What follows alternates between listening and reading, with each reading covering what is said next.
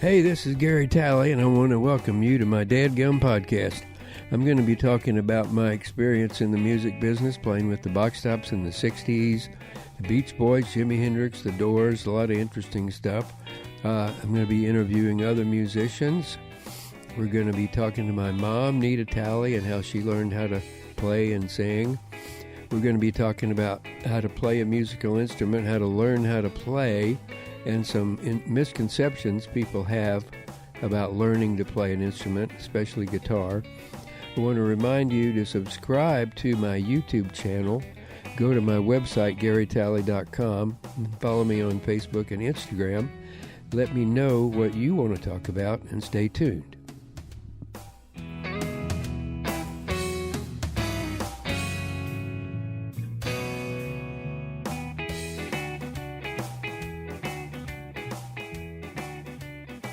Welcome to another Gary Talley podcast. We're talking about the Box Tops again. This is in September of 1967. We played at one of the first pop festivals in the country, the Dallas-Fort Worth Pop Festival. And some of the other acts on there were the Doors. They were the headliners, because Light My Fire was the big hit of the summer.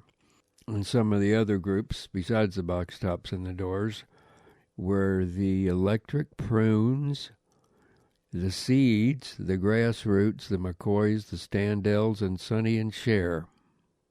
In 1967, the hippie culture hadn't reached Memphis at all. There was one guy in Memphis that had long hair, and he kept getting beat up, so it wasn't an enticement to have long hair in Memphis. So this pop festival here in Dallas-Fort Worth, it's the first time I'd ever really met any hippies. I'd never seen any hippies before. I thought they were all in San Francisco.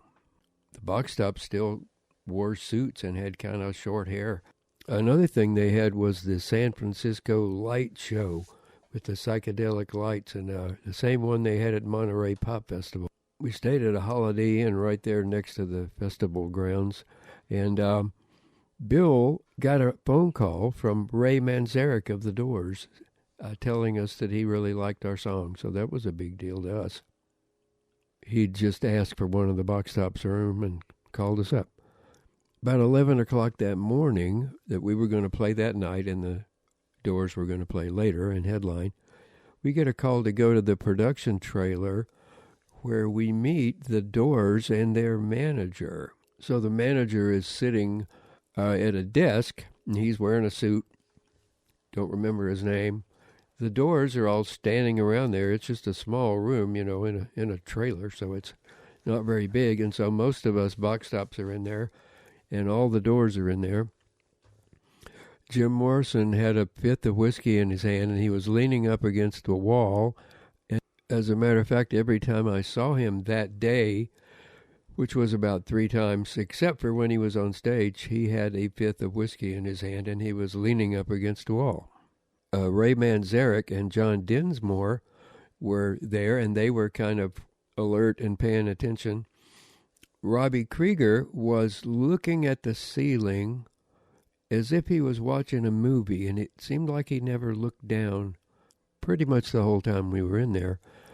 So the manager said the Doors' equipment hadn't showed up, that their equipment truck had broken down on the way from L.A. to Texas, and wanted to know if they could use our equipment, amps, guitars, drums, and everything.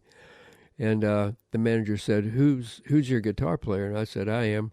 He said, what kind of guitar do you play? And I said, a Telecaster. And he said, Robbie, can you play a Telecaster? And Robbie's still kind of looking at the ceiling. He goes, I'd rather have a Gibson. I just remember he said it really soft like that.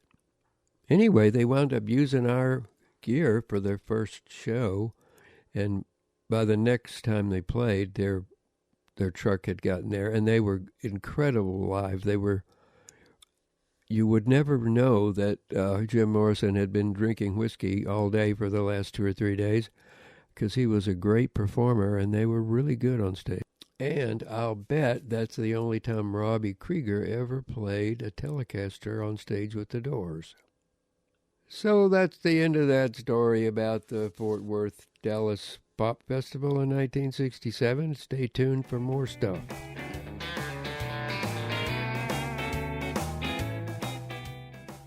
Thanks for listening to my Dadgum podcast. I want to invite you to interact with me by going to my website, garytalley.com. When you get there, you can book me to play gigs, or teach guitar workshops, or book individual guitar lessons. You can follow the Box Tops touring schedule. You can link to my YouTube channel and subscribe to that. See videos of my mom, Nita Talley, singing and playing piano, and buy my mom's CDs. I play live around Nashville in a few bands. I have a duo with Sally Slade and Barry called Take Two, and we've got a Facebook page. I do recording around Nashville, playing guitar on songs, and I can do that for you too. Thanks for listening.